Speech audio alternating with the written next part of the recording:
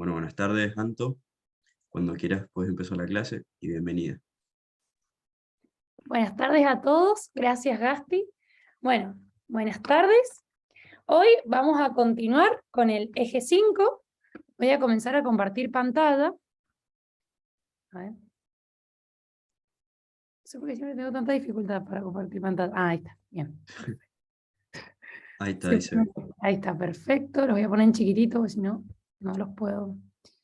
Bien, perfecto. Bueno, ya saben que cualquier duda la formulan por el chat, y si es una duda con la cual no podemos avanzar, Gasti me interrumpe y la tratamos de resolver. Dale, Bueno, perfecto. hoy vamos a ver el subeje temático 5, que es la causa fuente del acto jurídico. Ya estamos por terminar Derecho Privado, y si bien es una materia codificada y que todas las unidades están relacionadas, esta, para terminar de entenderla, la van a continuar la clase siguiente con el doctor Reynoso, porque van a ver una de las patas de la mesa que nos va a faltar hoy, porque así está dividida la unidad. Bueno, hoy vamos a ver la causa fuente del acto jurídico. Siempre que tenemos una materia codificada, yo les hago este esquema para ubicarnos en dónde estamos hoy. Vamos a ver el libro 1, parte general. Sabemos que tenemos un título preliminar, un libro 1, un libro 2, que habla de las relaciones de familia, un libro 3, que habla de los derechos personales, un libro 4, que habla de los derechos reales, un libro 5, que habla de la transmisión de los derechos por causa de muerte, y un libro 6, que hace referencia a las disposiciones comunes a los derechos personales y reales. Privado 1 está en el libro primero, parte general, la parte que nos convoca. Bien, cada libro tiene títulos y tiene capítulos. Nosotros hoy vamos a centrarnos en el título 4, Hechos y Actos Jurídicos. Cada título, como les dije, tiene capítulos. Nosotros vamos a ver las disposiciones generales y el error, el dolo y la violencia como vicio de la voluntad. Los vicios de los actos jurídicos no los vamos a ver hoy, ni los actos jurídicos tampoco. Asimismo, dentro de este título tenemos las modalidades de los actos jurídicos, la representación y la ineficacia de los actos jurídicos. En primer lugar, vamos a ir de lo más general a lo más particular. Vamos a ver el hecho jurídico, pero primero voy a centrarme en qué es un hecho. Bien, ¿qué es un hecho? Es una palabra, una locución que la utilizamos para designar todo acontecimiento que ocurre en el mundo exterior. Puede ser producido por el hombre o no. Tenemos hechos que suceden y que le interesan al derecho, o sea, que influyen en el mundo jurídico. Estos son los hechos jurídicos que nos convocan y que vamos a estudiar hoy. Tenemos hechos que ocurren en el mundo exterior, pero que no tienen una influencia en derecho, no influyen en el mundo jurídico. Por ejemplo, estornudar, un trueno. Entonces, estos quedan al margen del estudio que le compete al derecho. ¿Bien? ¿Qué es un hecho jurídico? Un hecho jurídico está definido en el artículo 257 del Código y es todo acontecimiento que conforme al ordenamiento jurídico, o sea que el ordenamiento dice, este hecho produce efectos jurídicos, produce el nacimiento, modificación o extinción de relaciones o situaciones jurídicas. Entonces, ¿qué podemos decir al respecto de los hechos jurídicos? Primero, es un acontecimiento que el mismo ordenamiento legal le asigna determinados efectos. ¿Bien? ¿Qué sucede? Que estos hechos jurídicos pueden provenir o de la naturaleza, o del hombre. ¿Y cuál es el quid de la cuestión acá? ¿Que por qué van a ser jurídicos? Ya sé que los produzca la naturaleza o el hombre tienen una incidencia en el mundo del derecho.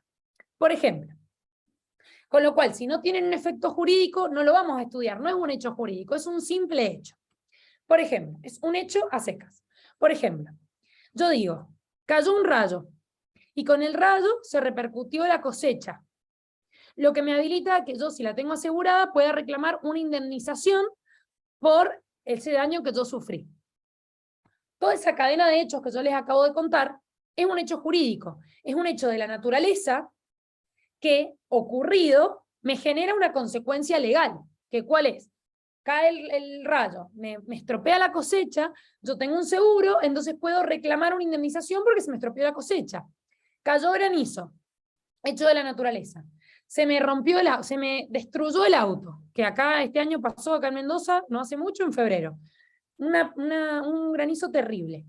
Se destrozó el auto. Bien, lo tengo asegurado, entonces puedo y debo solicitarle al seguro, conforme al seguro que yo tenga, una indemnización porque ese hecho estaba contemplado entre las contingencias que me cubría el seguro. Bien, eso es un hecho de la naturaleza. Pensemos que puede ocurrir que hagan hechos, pero que no provoquen un efecto jurídico. Por ejemplo, cae un rayo, pero no cayó en la cosecha, no cayó en ningún lado que me estropeó nada, o cayó granizo, pero mi auto no se estropeó. Bueno, listo. No es un hecho jurídico, porque no produce ningún efecto jurídico. Asimismo, también tenemos los hechos del hombre que generan consecuencias jurídicas. Por ejemplo, una persona, todos tenemos este deber de no dañar, ¿sí? Un deber jurídico de no dañar al otro. Y que si yo daño al otro, tengo que reparar el daño que he causado. Esa es la regla general de la teoría general de las obligaciones. Bien, si una persona daña a otra, causa un efecto jurídico. Ahí tenemos un hecho del hombre que causa un efecto jurídico. La doctrina, esto lo refiere el comentario del código, dice que la doctrina considera que hay hechos, vieron que yo dije hecho de la naturaleza y le cité el ejemplo de una tormenta, o le cité el ejemplo, bueno, del granizo o de un rayo. Bueno, la doctrina refiere también, cierta doctrina, que también se considera hechos de la naturaleza, hechos del hombre, donde el hombre no tiene como control. ¿A qué hago referencia con ello? El nacimiento, la muerte. El nacimiento es un hecho que produce efectos jurídicos, porque ustedes recuerden la consecuencia que tiene el nacimiento con vida. Nosotros sabemos que todos somos personas desde el momento de la concepción. Y todos los derechos quedan irrevocablemente adquiridos supeditados al nacimiento con vida. ¿Recuerdan esa parte de privado 1? Bueno, entonces el nacimiento es un hecho, y la doctrina considera que de la naturaleza, porque si bien el hombre es el protagonista de ese hecho, no tiene el hombre control de eso, ¿se entiende? Lo mismo que la muerte. No obstante ello, es un hecho jurídico porque desde el momento en que se produce la muerte, se produce la transmisión de todos los derechos hereditarios a favor de los herederos del causante. ¿Bien? Bien. Bueno, ¿cómo pueden ser estos hechos jurídicos? Ya dijimos que los hechos pueden ser jurídicos o no jurídicos. Los que nos interesan a nosotros son los jurídicos y ya dijimos que pueden ser naturales o humanos. Entonces acá se amplía un poco el espectro. Ya dijimos que los no jurídicos no nos interesan. Entonces, los hechos jurídicos, ¿humanos o naturales? Esta parte ya la estudiamos. Bien. Los humanos pueden ser voluntarios o involuntarios. Y he aquí que qué define la voluntad o no. Bueno, ya vamos a ver cuándo un hecho humano es voluntario, pero tiene que constar con 3 elementos básicos: discernimiento, intención y libertad. Bien, los hechos humanos voluntarios que yo ejecuto con discernimiento, intención y libertad pueden ser lícitos o ilícitos, según estén acorde o no al ordenamiento jurídico. Bien, según vaya contra el ordenamiento jurídico o vaya acorde al ordenamiento jurídico. Asimismo, estos hechos lícitos, es decir, aquel hecho humano voluntario, es decir, que es ejecutado con discernimiento, intención y libertad, y es decir, que la voluntad no está viciada y está dentro del ordenamiento jurídico, se nos abren 2 flechitas: el acto jurídico y el simple acto lícito. Y acá vamos a ver que es muy finita la diferencia entre acto jurídico y simple acto lícito, pero es con un aditamento, que van a ver que son unas palabritas nomás, que me hace que me vaya o a acto jurídico o a simple acto lícito. Bien. ¿Cuándo un hecho humano es voluntario? El acto voluntario, según el artículo 260 del Código, es aquel ejecutado con discernimiento, intención y libertad. Pero ojo, no queda ahí, sino que se manifiesta por un hecho exterior. Bien, ya vamos a ver, me parece que lo vamos a ver, sí, lo vamos a ver ahora. ¿Qué es el discernimiento, qué es la intención y qué es la libertad? Breve, para introducirlos. El discernimiento es una aptitud que tiene la inteligencia. Y a mí me permite distinguir lo justo de lo injusto, lo conveniente de lo inconveniente, lo valioso de lo disvalioso. ¿Sí? La intención, si bien tiene que ver con un estado o con una aptitud, hace referencia más a un querer hacerlo. ¿sí? Yo puedo tener todas mis facultades mentales sabiendo lo que voy a hacer. La intención es querer hacerlo. Y la libertad es poder elegir, ya lo vamos a ver en detenimiento, estoy dando un paneo general. La libertad es poder elegir sin ningún tipo de restricción, ni física ni psíquica, entre todas las alternativas que yo tengo. Pero ojo, dijimos discernimiento, intención y libertad, y no queda ahí, sino que se manifiesta por un hecho exterior. O sea que si queda en mi esfera privada de que lo pensé nomás, bueno, no va a configurar este hecho humano voluntario, porque para que sea voluntario tiene que haber discernimiento, intención y libertad, que es el elemento interno, más un hecho exterior. ¿Cuándo es involuntario? Cuando el hombre lo realiza sin voluntad, es decir, sin discernimiento, sin intención y sin libertad. Por ejemplo, o sea, con alguno de esos, me falta uno y ya es involuntario. Por ejemplo, yo estoy parada y viene una persona y me empuja. Yo no tenía la voluntad y me caigo arriba de otra persona. Yo no me caí arriba de la otra persona porque yo la tiré. Me caí porque una tercera persona me hizo una fuerza que yo no podía resistir y me caí. Bueno, eso es algo involuntario. Enseguida vamos a ver el 261 con los vicios que obstan a la voluntad. Bueno, ya dijimos que ilícitos eran no prohibidos por la ley y ilícitos se encuentran fuera del ordenamiento jurídico. Bien, acá estamos viendo, estamos como desmembrando a grandes rasgos este esquema. Bien, pero ¿qué ocurre con el acto jurídico y el simple acto lícito?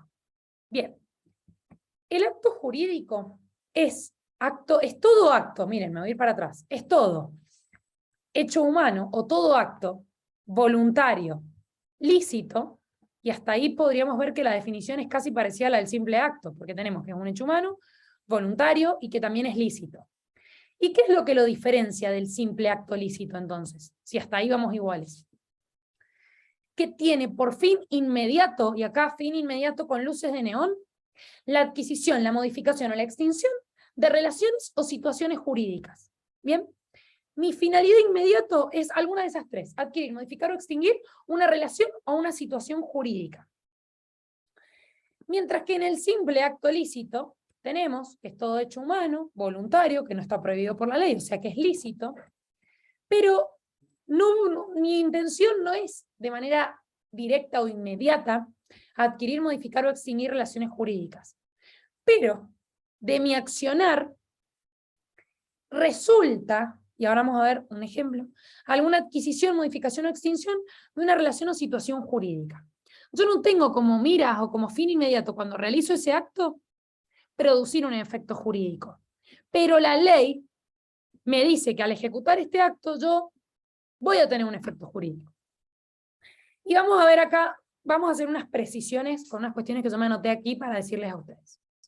En primer lugar, en el acto jurídico pensemos en un contrato. Privado 3. Todo contrato es un acto jurídico, pero no todo acto jurídico es un contrato. El acto jurídico vendría a ser el género y el contrato la especie. Todo contrato ineludiblemente va a ser un acto jurídico, pero todo acto jurídico no va a ser un contrato, porque yo tengo múltiples actos jurídicos. Un ejemplo de un acto jurídico es un contrato.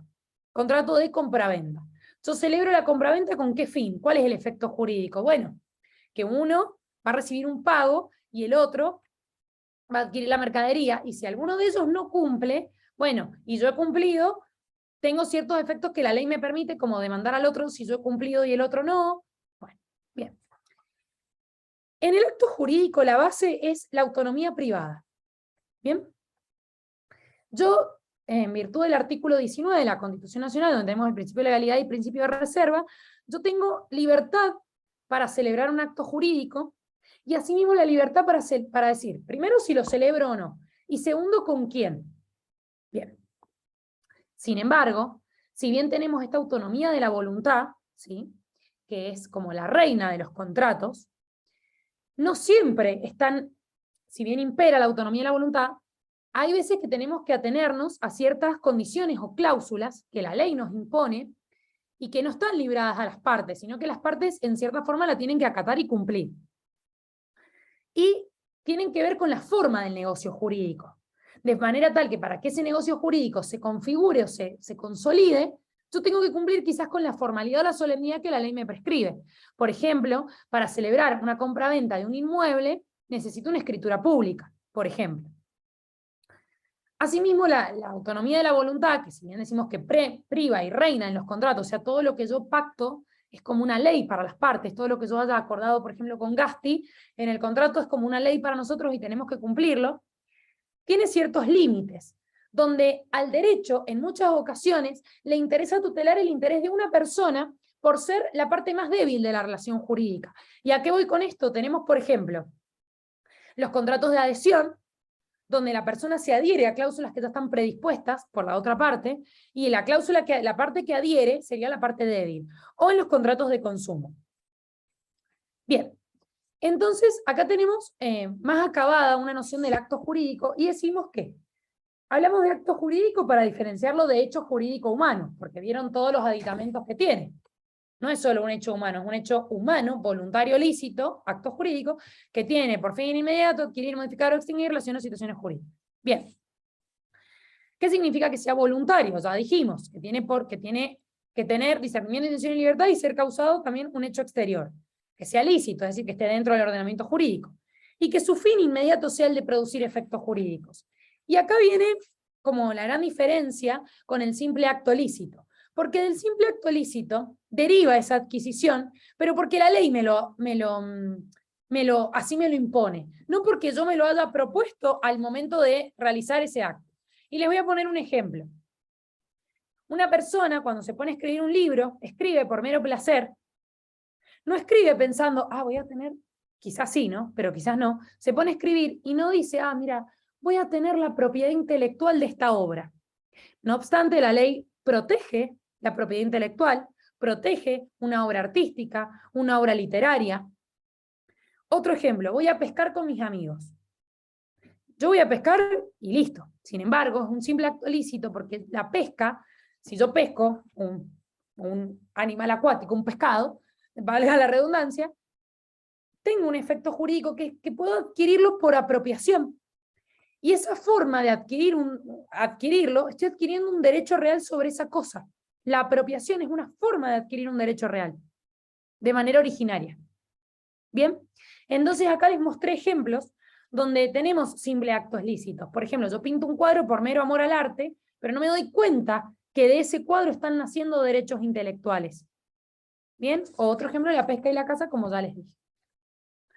Acá tienen el mismo cuadrito, se los puse varias veces para que se les acentúe y les quede hechos jurídicos, humanos naturales, los humanos voluntarios e involuntarios, los voluntarios lícitos o ilícitos, y dentro de los lícitos actos jurídicos, simple acto lícito, dando la nota tipificante entre uno y otro que uno tiene por fin inmediato adquirir, modificar o extinguir relaciones o situaciones jurídicas, y el otro deviene esa adquisición por una imposición de la ley, pero no porque yo me lo estoy proponiendo al momento de celebrar el acto. Entonces, ¿cuál es la diferencia que hay entre un hecho y un acto jurídico? Y pensemos, el hecho jurídico es lo primero, es todo hecho que puede ser causado por el hombre o por la naturaleza, pero es todo hecho que causa un efecto jurídico, mientras que el acto jurídico tengo que ir cumpliendo, que sea un hecho humano, voluntario, lícito, y que tenga por fin inmediato, y ahí voy a tener un acto jurídico. Es como cuando ustedes en penal ven, salvando las distancias, obvio, la teoría del delito, que decimos, bueno, a ver, ¿el hecho es típico o no? Sí, es típico, avanzamos. Es antijurídico. Vamos viendo cada categoría, bueno, acá lo mismo. Típico, antijurídico, culpable. Bien. Y algunos autores refieren a eventualmente punible. Bueno, yo para llegar a si es punible tengo que haber como acentuado que es un hecho típico, antijurídico y culpable. Bueno, lo mismo acá. Para llegar a que es un acto jurídico, pues ya voy a haber dado por supuesto que es un hecho humano, que es voluntario y que es lícito. ¿Se entiende? Voluntad jurídica, concepto. Ya dijimos cuál era el acto voluntario, el que se ejecuta con discernimiento, intención y libertad, pero que se manifiesta por un hecho exterior. El hecho voluntario tiene un elemento interno, y es aquí donde tenemos el discernimiento, la intención, la libertad, y un elemento externo que es la manifestación de esa voluntad. O sea que para configurar el hecho voluntario necesitamos de estos dos elementos, tanto el interno como el externo. Bien, acá se agravó un poco el esquema que les hice. Yo acá les puse, con el color verde, vicios, y les puse en el discernimiento el artículo 12 y 1. En la intención, el error, el dolo y la ignorancia. Y en la libertad, la coacción física o moral. ¿Qué quiere decir eso? Que si yo tengo alguna de estas situaciones que están en verde, voy a anular este elemento interno. Voy a viciarlo, va a estar viciado, va a estar sucio, no va a estar de manera pura. Está pura ahí, discernimiento, intención en libertad. Acá está viciado. Ojo, no necesito tener todos los vicios. Ya con que tenga uno, por ejemplo, tengo error, obviamente que no se van a dar todos a la vez. Podría darse y tiene que ser un acto ultra mega viciado, pero en general también se excluyen. Si tengo error o dolo o ignorancia, pero asimismo puedo tener un vicio en el discernimiento y que la intención y la libertad estén bien. O puedo tener un vicio en la intención que sea dolo y que el discernimiento y la libertad estén bien. Bien, con que se falle uno, con que se vicie uno, chau. Se anula ese elemento interno como tal, porque el elemento interno, los tres tienen que estar así, puros, limpios. Y en el elemento externo, que es la manifestación de la voluntad, vamos a ver ese acto jurídico en su forma externa, está viciado por la simulación, fraude y lesión. Y esta última parte de simulación, fraude y lesión como vicio del elemento externo es lo que van a ver la próxima clase. Bien. Vamos a empezar uno por uno. ¿Qué es el discernimiento? El discernimiento es un estado intelectual, una aptitud de la inteligencia, una madurez intelectual que me permite razonar, comprender o valorar el acto y también las consecuencias del acto. Es lo que les dije recién. Me permite ponderar lo justo de lo injusto, lo que está bien de lo que está mal, lo conveniente de lo inconveniente. Es la facultad que yo tengo de conocer el acto. Bien. Vamos a decir que el discernimiento, todo esto que yo les digo, lo he extraído de los comentarios del código. El discernimiento se presume, con lo cual, quien invoque que tal parte en una relación jurídica no tiene discernimiento, lo va a tener que probar, porque el discernimiento se presume, es una presunción iuris tantum, salvo que tenga prueba en contrario. Bien. Ahora, ¿puede estar viciado el discernimiento? Sí. ¿Cuáles son las causas que obstan el discernimiento? El artículo 261. ¿Y qué nos habla? Es un acto involuntario. ¿Y por qué es involuntario? Porque falta el discernimiento. ¿Yo qué les dije? El acto voluntario, voy para atrás. El acto voluntario es el que se ejecuta con discernimiento, intención y libertad más el hecho exterior. Si algo de esto falta, vamos a estar en un acto involuntario. Entonces, vamos al artículo 261, que dice que es involuntario por falta de discernimiento. O sea que en el 261 vamos a estar en el involuntario, en la flecha de abajo. El acto de quien, al momento de realizarlo, esté privado de la razón. Por ejemplo, que esté bajo el efecto de alguna sustancia, como ebriedad, estupefacientes. Bien. El acto ilícito. Y quiero que presten atención a las palabras, porque cada inciso, cada apartado tiene una particularidad. El acto ilícito, y quiero que presten atención a las edades, de la persona menor de edad que no ha cumplido 10 años. Bien, ilícito, o sea, fuera del ordenamiento jurídico, y que no ha cumplido 10 años. Bien. El acto lícito de la persona menor de edad, lícito, ahora es lícito el C, que no ha cumplido 13 años, sin perjuicio de lo dispuesto en las disposiciones especiales. Bien. ¿Y qué pasa acá? Porque vemos que en el apartado A hace referencia a quien esté privado de la razón por alguna circunstancia, que esté privado momentáneamente. Bien.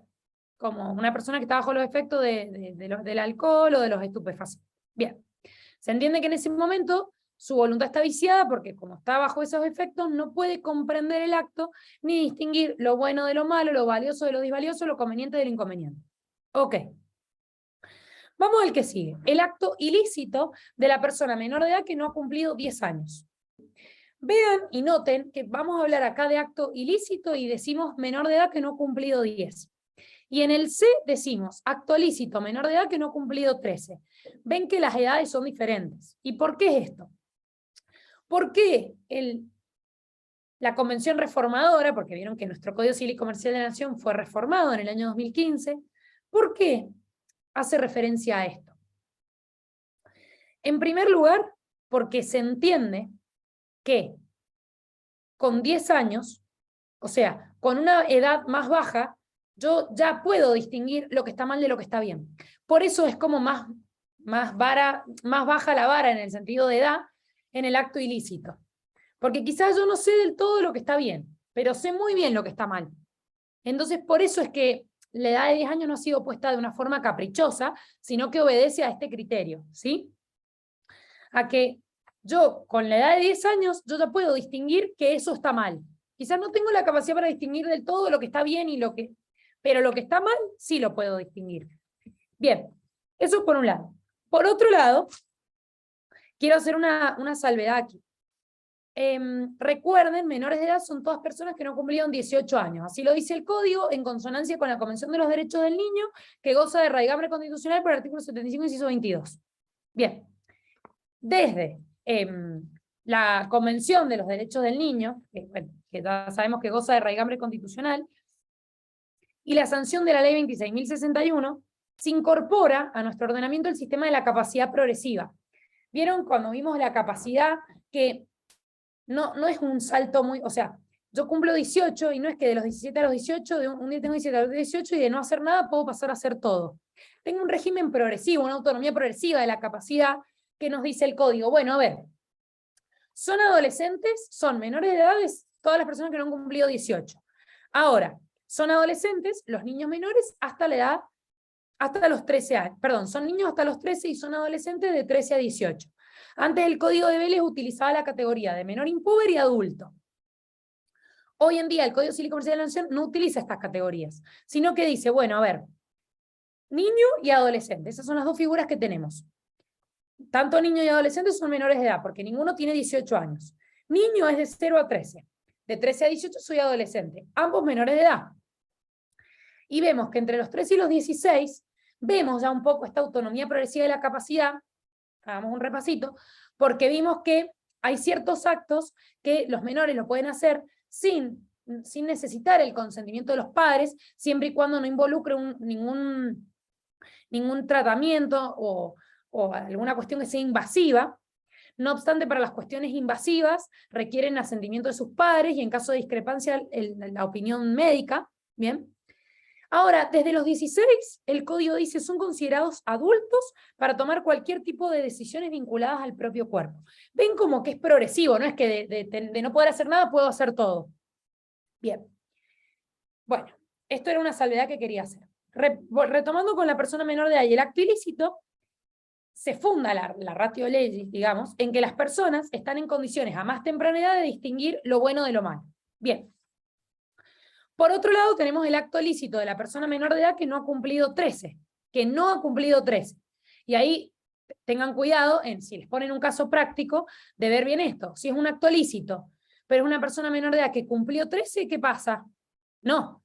Lo que me vicia, lo que me obsta el discernimiento, lo que me lo vicia, lo que me hace que el acto sea involuntario, es que sea un acto ilícito de una persona menor de edad que no haya cumplido 13. Con lo cual, si la persona ya cumplió 13, es menor de edad, porque todavía no tiene 18, pero es un acto lícito, bueno, no entra dentro de esta categoría de ABC que les estoy nombrando yo como acto involuntario, ¿sí? Si hay alguna duda, Gaspi, avísame porque no estoy viendo el chat. Sí, tranqui, no hay nada por ver. Ok, bien, perfecto.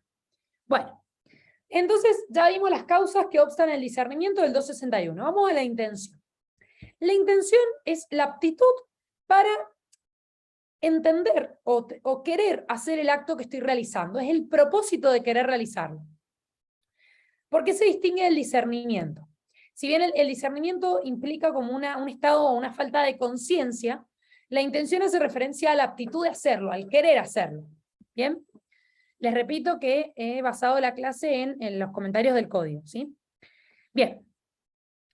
Como dije con el discernimiento, el acto se presume o se reputa con discernimiento, el acto se presume o se reputa con intención. Y quien invoque lo contrario o que ha habido error o dolo tiene que probarlo. ¿Sí? Bien. ¿Por qué se afecta la intención? Por error, dolo o ignorancia, que son los vicios. Y ahora sí, vamos a pasar al error como vicio de la voluntad. No me quiero, bueno, después voy a volver a un artículo, pero ahora no. Bien. ¿Cuál es el error de hecho? Nosotros tenemos distintos tipos de errores, ¿sí? Tenemos el error de hecho y el error de derecho. Vamos a ver el error de hecho. El error de hecho esencial, préstenle atención a esta palabra, esencial, vicia la voluntad y causa la nulidad del acto. Si el acto es bilateral o unilateral recepticio, el error debe además ser reconocible por el destinatario para causar la nulidad. Bien. ¿Qué quiere decir esto? Primero, ¿qué es error? El error es tener un falso conocimiento de un estado, de una situación, de una cosa. Es un falso conocimiento. Es un vicio que afecta a la intención. ¿Por qué? Porque si yo no estaría inmerso en ese error, no me hubiera equivocado, quizás no hubiera celebrado el acto jurídico. Siempre que sea esencial, no accidental. Por ejemplo, si yo creo estar comprando una pulsera de oro o una pulsera de plata, mejor, y en realidad es de acero, y si yo hubiera sabido que es de acero, porque yo solo puedo usar joyas de plata, ejemplo, porque soy alérgica, y si yo hubiera sabido que era de acero, no me la compraba porque me iba a hacer alergia, pero yo entendí, porque me equivoqué y entendí, incurrí en error, que era de plata. Bueno, ese claramente es un error esencial, porque recae sobre el elemento esencial del acto, y porque de haber sabido, de haber tenido un conocimiento correcto de la situación, yo no hubiera contratado. Bien. Ahora, otra cosa que les iba a decir. El error tiene que ser esencial. Y por otro lado, tiene que ser el móvil determinante de la voluntad de la persona que erró, o sea que se equivocó, lo que les dije recién. El error esencial hace referencia al elemento del acto que yo tuve en mira al celebrar ese acto jurídico. Por ejemplo, al celebrar esta compraventa yo tuve en mira que me compré esta pulsera porque sabía que era de plata, porque como les digo, el acero soy alérgica. Estoy tirando un ejemplo al azar. Bien. Pero si eso es un elemento esencial, porque de no ser de plata y ser de acero, yo no lo hubiera comprado. Entonces es un error esencial. Si recae sobre alguna circunstancia accesoria o que no sea trascendente a la relación jurídica, no va a tener la suficiente envergadura para producir la invalidez del negocio. ¿Y esto por qué? Porque si por cualquier error pudiéramos decir, ah, no, pará, esto está viciado, chau, anulamos el acto, no hay acto, sería un poco complicado porque atentaría también contra la seguridad jurídica, con la continuidad del tráfico comercial. Nosotros a lo que siempre apuntamos es a la continuidad de la relación jurídica. Con lo cual es excepcional que se interrumpa esa relación jurídica, que se corte, que esté viciada. ¿Bien? Por eso si hay un error accidental, vieron que acá vimos esencial o accidental, está puesto en la clasificación, si es accidental, no va a ser lo suficiente para decir, bueno, listo, no hay relación jurídica. ¿Bien? La norma me pide que tiene que ser esencial. Y si no es esencial y no me determinó la voluntad del acto, por más de que haya habido error, no va a producir la nulidad del acto. Bien. ¿Qué pasa con el error, el primero, de derecho o de hecho? El error de derecho no se puede invocar para anular los actos. Quiero poner... el error, estoy en el de hecho. El error de derecho, se lo digo, no puede ser invocado para anular los actos, salvo en los casos que menciona el artículo 8 del Código. ¿Por qué? Porque el artículo 8 del Código hace referencia a determinadas personas en determinada situación. ¿Sí? Por ejemplo, en una determinada situación de vulnerabilidad, quizás la persona podría no saberlo. Pero, por ejemplo, se supone que si yo estoy en un lugar, se presume que yo conozco la ley del lugar, por más de que no la sepa. La ley se presume conocida por todos, siempre. Esté en donde esté. Entonces yo no podría invocar, no sabía, para excusarme. No lo podría invocar. Porque así, cualquier persona tendría impunidad por no saber que existía tal ley o que existía tal cuestión prohibida. Y sería esto un desmadre. Entonces, por eso el error de derecho no puede ser invocado para anular los actos y solamente en las circunstancias del artículo 8 del Código se puede invocar y es en una situación de vulnerabilidad. como circunstancias que la ley excepcionalmente prescribe. El error de hecho es el que recae sobre cualquier circunstancia. Tenemos hecho y de derecho contrapuesto. El error de hecho es el que recae sobre cualquier circunstancia del acto. Por ejemplo, sobre las partes, por ejemplo, comprende la identidad, la capacidad del Estado civil. Por ejemplo, yo creo estar casándome con una persona, con Pablo, y me estoy casando con Pedro, y ellos son gemelos y abusaron de mí, de no saber yo poder identificar quién era cuál, y me casé con uno que no era el que yo me quería casar, porque son gemelos. Bueno, ahí hay un error de hecho, esencial, lógicamente. Y el objeto, por ejemplo, creo comprar un departamento en Mar del Plata y el contratante ofrece un departamento en Mendoza, o creo estar contratando en pesos y en realidad es en dólares. Bien, puedo tener un error de hecho sobre algún elemento del acto, que sean las partes o el objeto. Bien. ¿Cuándo va a ser esencial? Porque hablamos de error de hecho esencial. Una cosita que les quiero decir, tenemos también espontáneo o provocado, según la persona haya caído en error por sí misma o por un engaño. Y excusable o inexcusable, según haya habido culpa o no de la gente. Supuestos del error esencial. ¿Cuándo el error es esencial? Cuando recae sobre la naturaleza del acto, por ejemplo, yo creo que es gratuito y en realidad es oneroso, sobre un bien o un hecho diverso o de distinta especie que el que se pretendió designar, o una calidad, extensión o suma diversa a la requerida.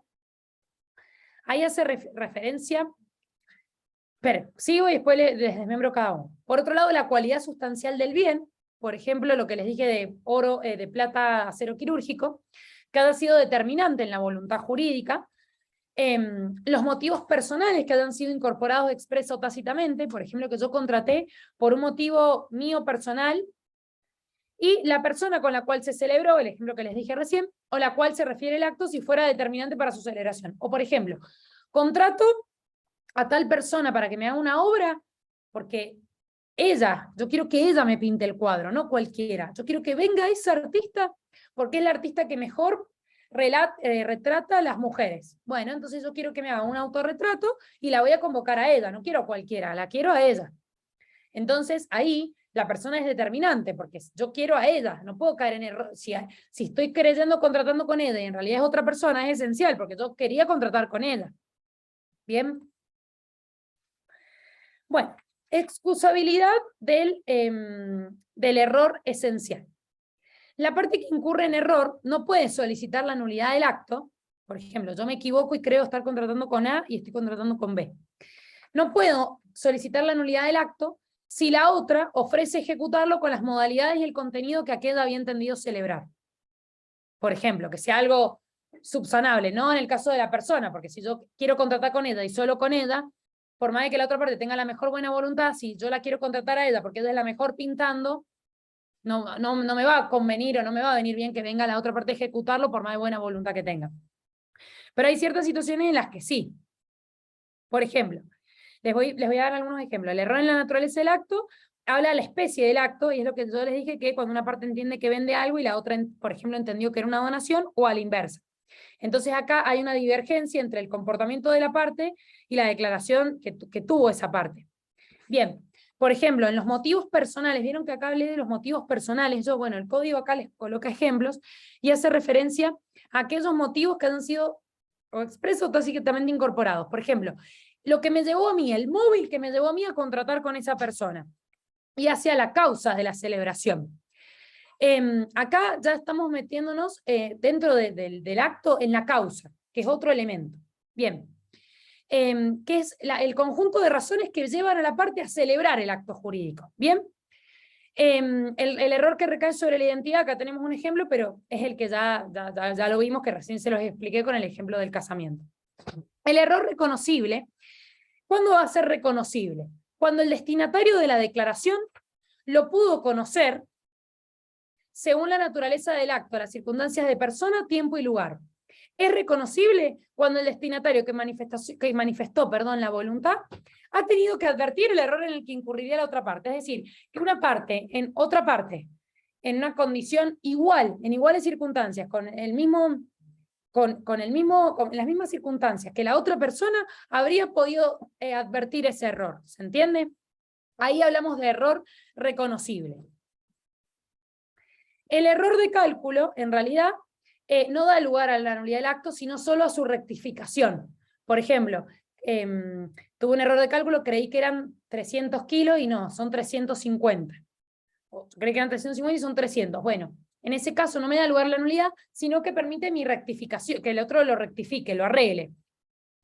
Excepto que sea determinante del consentimiento, excepto que yo, si eran 350 kilos, si eran 300, no contrataba. Bueno.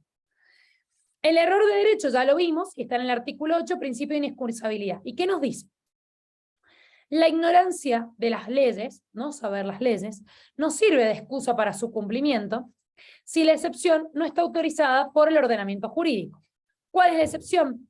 Por ejemplo, la protección de las personas débiles y de los sectores vulnerables por su situación social, porque quizás no tendrían cómo saber de la existencia de esa ley. Ustedes recuerden que el boletín oficial, tenemos el boletín oficial y que todas las leyes se reputan conocidas por todos, desde el día de su publicación en el boletín oficial o desde el día que la ley, la misma ley disponga que van a entrar en vigencia. Bien, hasta acá, antes de avanzar, ¿hay alguna duda en el chat? No, Anto, no hay ninguna. Bien, quería decirles una cosita que no les dije, en cuanto a la manifestación de la voluntad, que no sé si la vamos a ver más, no, se las voy a decir ahora. Le saqué esa filmina. Vieron que yo les hablé de que tenemos el elemento interno, discernimiento, intención y libertad, más el hecho exterior. Nosotros estamos viendo las causas que obstan el discernimiento. Para el hecho exterior tenemos 3 artículos que no se los puse ahí en la filmina, pero se los voy a agregar para cuando se los pase. Cuando termine de dar esta parte, les voy a dar esa parte que no está en la filmina, pero que la tengo acá, que es la parte del hecho exterior, cómo se configura el hecho exterior, qué pasa con la manifestación de la voluntad, qué pasa con, si tiene que ser escrita, por signos inequívocos, qué pasa con el silencio. No está en el Power, pero se los voy a agregar antes de pasárselos. Bien, dijimos Fíjate, que Anto, otro... perdón, ¿Qué? Sí. fíjate, digo, Candela puso si podías dar un ejemplo de error de derecho. Si puedo dar un ejemplo de error de derecho, ¿para eso pusieron? Sí. Bien, perfecto. Bueno, a ver, primero, vamos a decir la regla. Yo no puedo invocar la ignorancia de las leyes para decir, ay, yo no sabía que esto estaba prohibido. Por ejemplo, voy y le robo a una persona y digo, ay, le digo a la policía, no, es que no sabía que quitar lo que no es mío acá no se permite, porque yo vengo de una cultura donde yo le puedo sacar la cosa al vecino y está todo bien.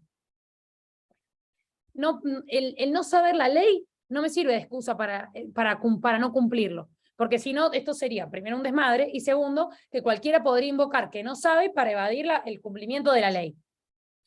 Ustedes piensen, si se van a vivir a otro país, ustedes tienen que saber las leyes de ese país. Asimismo, por ejemplo, en los países donde, estoy hablando muy a la genérica, pero, por ejemplo, donde acá se maneja en un sentido, el volante está colocado de un lado, en otros países está colocado de otro lado, el sentido de circulación es diferente. Bueno, se supone que si yo me voy a un país diferente, donde, por ejemplo, el sentido de circulación en la calle es distinto, bueno, es algo que tengo que saber, y no puedo decir, es que en Argentina es distinto, yo no me puedo evadir de esa forma. No obstante, la ley me dice, pero hay personas débiles que debido a su situación social, por estar en una situación tan vulnerable, tan humilde, tanta precariedad, que quizás hay cierta ley que haya salido, no cosas básicas como la que le digo de robar, porque eso es algo lógico. Les estoy hablando de algo por ahí más específico, o por ejemplo, de alguna cuestión en particular que sea, por ejemplo, una ley que sea muy específica para una rama determinada o para profesionales determinados, y quizás estas personas por su situación no tienen forma de conocerla. Bueno, con esas personas, dada su situación de vulnerabilidad, la ley tiene cierta contemplación y dice, bueno, si bien la regla es que la ignorancia no me habilita a mí a excusarme el incumplimiento, en este caso el ordenamiento jurídico hace la vista gorda y dice, bueno, está bien, dada tu situación, esto podés no saberlo, ¿sí? Pero no hago referencia a cuestiones que todos sabemos que no están permitidas, ¿se entiende? Hago referencia a algo más específico. Bien, vamos al dolo. ¿Qué es el dolo? Ya vimos que es un vicio de la intención. Bien, junto con el error y la ignorancia. ¿Qué es el dolo? El dolo es toda aserción de lo falso, o sea, yo doy como verdadero algo que es falso, o toda disimulación de lo verdadero, cualquier artificio, astucia o maquinación que se emplee para celebrar el acto. La omisión dolosa causa los mismos efectos que la acción dolosa. Yo puedo tener dolo por acción, por ejemplo, porque hago algo dolosamente, o porque no hago algo cuando tenía que hacerlo. La acción dolosa causa los mismos efectos que la omisión cuando el acto no se habría realizado sin la reticencia u ocultación. Es decir, de yo haber sabido esto que me estaban ocultando, yo no hubiera contratado. Y el ejemplo que siempre les digo es, por ejemplo, voy a alquilar un inmueble y lo alquilo porque al momento de ofrecérmelo, el locador me dijo que era un inmueble que no tenía ningún tipo de insectos, ninguna cuestión rara. Y de repente yo me doy cuenta que está lleno de termitas. Pero él, con su maquinación o con su artificio de lo que hace, las esconde de tal forma de que yo no las pueda ver hasta que un día de repente ese tapón que él había hecho se rompe y salen todas las termitas. Bueno, de esa acción dolosa que él hizo, si él no lo hubiera hecho y yo hubiera sabido, tuviera conciencia de que el departamento estaba lleno de termitas, yo no hubiera contratado. Entonces ahí hay una acción dolosa por parte del otro contratante, por supuesto. En la acción yo tengo que hacer algo, por ejemplo, para disimularlo. En la omisión, por ejemplo, acá yo les puse, vendo una casa con la presencia de termitas. Si yo hice ciertos arreglos para evitar que lo advierta y no le di la información, ahí hay omisión. ¿Por qué? Yo no le estoy diciendo nada. Distinto es que venga y me diga, mira, me fui del alquiler anterior porque estaba lleno de termitas, así que voy a venir a este que no hay. Y yo le digo, no hay ninguna. Bueno, ahí no es que estoy no dando información, ahí directamente lo estoy engañando. Hay una acción dolosa, hay un engaño, donde yo hago una aserción de lo que es falso, o en este caso en la omisión, una disimulación de lo verdadero. Bien, ¿cómo puede ser el dolo? El dolo puede ser directo o indirecto. ¿Cuándo va a ser el dolo directo? Va a ser directo cuando sea causado por alguna de las partes, o por intermedio de su representante. Recuerden que muchas veces en los actos puede estar la parte o la parte representada con un representante, valga la redundancia. Y el indirecto es causado por un tercero ajeno a la relación jurídica entre las partes. Dolo esencial e incidental. El esencial, pensemos como el error, es el que reúne todas las condiciones que me permite anular el acto y determina el consentimiento, de manera tal de que si yo hubiera tenido conocimiento de esa disimulación de lo verdadero o de esa aserción que en realidad no es así y es falsa, yo no hubiera contratado. El incidental, si bien no es suficiente para invalidar el acto, siempre, ustedes recuerden que tenemos un deber general de no dañar. Y si yo con alguna acción me veo perjudicada por la otra parte, yo siempre tengo expedita la vía para reclamar los daños y perjuicios. Entonces, si bien el incidental no me es suficiente para invalidar el acto, siempre yo voy a poder accionar contra esa persona por los daños y perjuicios que con ese dolo incidental a mí me generó. Pero no es determinante del consentimiento. O sea, no me va a anular el acto, pero me queda expedita la vía judicial para poder demandar por daños y perjuicios. ¿Sí? Bueno, ¿y cómo tiene que ser el dolo? Porque el dolo tiene que ser esencial, ya vimos. Tiene que ser esencial y no incidental. ¿Y cómo tiene que ser esencial? El artículo nos dice, el dolo es esencial y causa la nulidad del acto si es grave, si determina la voluntad. ¿Cuándo va a ser grave? Cuando haya habido una maniobra de la gente que implique que la otra parte no haya podido advertir bajo ninguna circunstancia que fue engañada. ¿Sí? Que una persona promedio en esa misma situación no lo hubiera podido advertir. ¿Bien? No hay dolo cuando hay un engaño menor o cuando hay una picardía o una exageración o una avivada, entre comillas. ¿Bien? Siempre en esto, si bien queda a dilucidar por el juez si ha sido grave o no, y con eso si se me va a anular el acto o no, siempre queda a la apreciación judicial, siempre tocamos la buena fe, y siempre el límite va a estar en la buena fe. Bien, por otro lado, determinante. ¿A qué me refiero con determinante? Si no hubiera sido por esa causa, la persona no contrataba. De yo haber sabido que el hombre había hecho todo un arreglo en el departamento y que estaba lleno de termitas, si no hubiera sido por ese artificio que hizo, bueno, yo hubiera sabido, yo no lo contrataba. ¿Bien? la gravedad está en la idoneidad del engaño. ¿Y cómo aprecio eso? Bueno, según las características y condiciones de la víctima, porque siempre hay que tener en cuenta siempre el caso concreto. Bien, quizás no es lo mismo el ardid que se utiliza con una persona culta que con una persona no tan culta. Eso también hay que medirlo. No va a tener el mismo nivel o sea, la misma vara para contemplarlo el juez, va a tener en cuenta también la condición de la persona. Tiene que ser importante al patrimonio de la persona, tiene que haber causado un daño a mí patrimonialmente, o sea, que me haya repercutido, porque yo compré una casa y patrimonialmente me causó una erogación, un gasto, me afectó, no me fue indiferente. Y que no haya sido recíproco, es decir, que no haya habido dolo también de mi parte, y por eso hay dolo del otro. Bien, que yo tampoco haya provocado un dolo previo. Bien.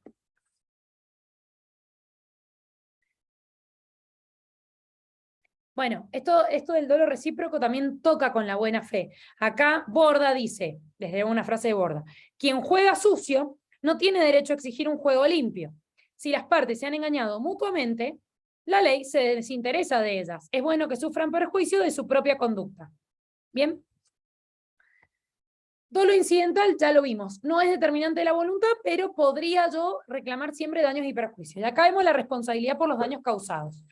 El autor del dolo esencial o incidental tiene que reparar el daño causado. Responde solidariamente la parte que al tiempo de la celebración tuvo conocimiento del dolo del tercero. Por ejemplo, si hay otra parte que tenía conocimiento de ese dolo, responde de forma solidaria. Es decir, que yo puedo ir contra uno, contra el otro o contra los dos. Recuerden que no solo la responsabilidad por daño es con el dolo incidental. Obvio que si es con el dolo incidental, máxime con el dolo esencial. Bien, por último vamos a ver la ignorancia. ¿Qué es la ignorancia? Porque el error es un falso conocimiento de algo. El dolo ya vimos que es todo artificio, astucia, maquinación, todo ardid. O sea, en la ignorancia yo no tengo conocimiento de la situación. No tengo conocimiento de la situación. Bien. Este es el último vicio que nos faltaba me voy para atrás para que no se olviden, de la intención. Bien. Ya nos queda re poquito. ¿Dudas hasta ahora?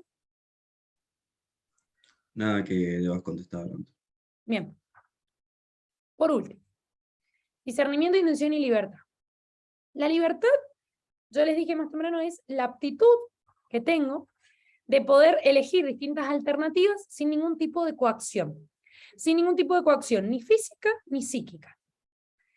Entonces, el artículo 276 nos dice, la fuerza irresistible y las amenazas que generan el temor de sufrir un mal grave e inminente, que no se pueda contrarrestar o evitar en la persona o bienes, causan la nulidad del acto. La relevancia de las amenazas se tienen que juzgar teniendo en cuenta la situación del amenazado y las demás circunstancias del caso. Violencia física es una fuerza física irresistible. Por ejemplo, yo quiero que esa persona me firme este papel y le llevo la mano de la persona y la obligo a firmar. Es una violencia física. Mientras que la violencia moral me coarta la libertad en el sentido de la amenaza que me genera a mí, del miedo que me genera a mí por medio de una amenaza, sufrir un mal grave. Si no firmas esto, mato a tu familia, no te toco un pelo. No hay violencia física, pero estoy ejerciendo violencia moral.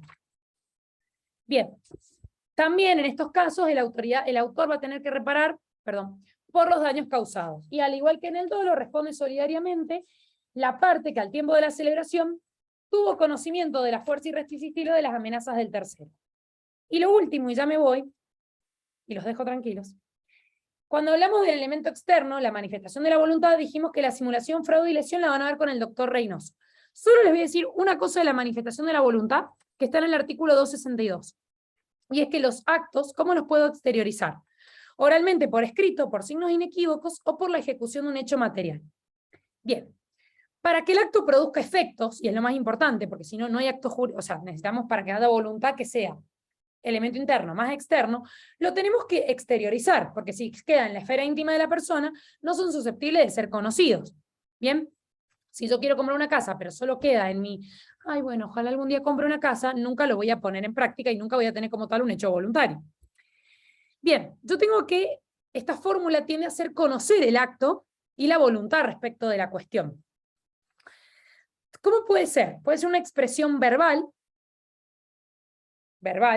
o por escrita. Si bien la verbal es informal, es más rápida, para la seguridad jurídica se requiere siempre que sea escrita, porque es más fácil cuando hay un litigio ir a lo escrito y ver, a ver en qué nos pusimos de acuerdo en este punto del contrato, a que decir, vos me dijiste, yo te dije. Bien. Si bien siempre se puede hacer con un instrumento privado, no hay nada más seguro que un instrumento público. Recuerden que el escribano da fe pública de eso. Signos inequívocos. Cuando hablamos de, dijimos que era verbal, escrita por signos inequívocos. Signos inequívocos son gestos que tienen un significado muy preciso y que yo sé que, o sea, que ese signo, ese gesto significa ineludiblemente tal cosa. Por ejemplo, si yo pago el boleto en un autobús o en una asamblea yo levanto la mano, se sabe con esos signos cuál es la intención y qué es lo que yo quiero hacer. Y por otro lado, también el artículo hace referencia a la ejecución de un hecho material. Bien, es decir, una conducta posterior que me haga ineludiblemente entender que he querido celebrar el acto. Por ejemplo, un contrato de compraventa. Yo ya hago el envío de las mercaderías, bueno, ya se entiende que ya estoy en ejecución, ya estoy en la parte ejecutiva de ese acto jurídico, de ese contrato. Bien, eso es lo que me había quedado decirles de la manifestación. Esa parte la van a ver bien con el doctor Reynoso, por eso no se las puse, pero se las voy a agregar al Power para que les cierre y los tenga. Bueno, les agradezco de corazón por haberme escuchado. Ahí les dejé mi mail y mi celular. Y lo que necesiten, que voy a poner porque no los veo, sino, lo que necesiten estoy a su disposición. Muchas gracias. Muchas gracias, Anto, por la clase. La verdad que cero dudas porque estuvo muy clara. Así que Gracias. felicidades y nada, chicos. Cualquier cosa de esto se va a subir más adelante, así que pueden mandarle un email a la profe y obviamente pueden consultar los grupos de WhatsApp o en la página. Así que gracias a todos y todas los que estuvieron presentes y nos estamos hablando. Nos vemos la semana siguiente. Buen fin de semana. Gracias. Chao, Anto. Gracias a todos Chau, y todas. chau, Hasta luego. gracias. Gracias, Gasti. Gracias a todos.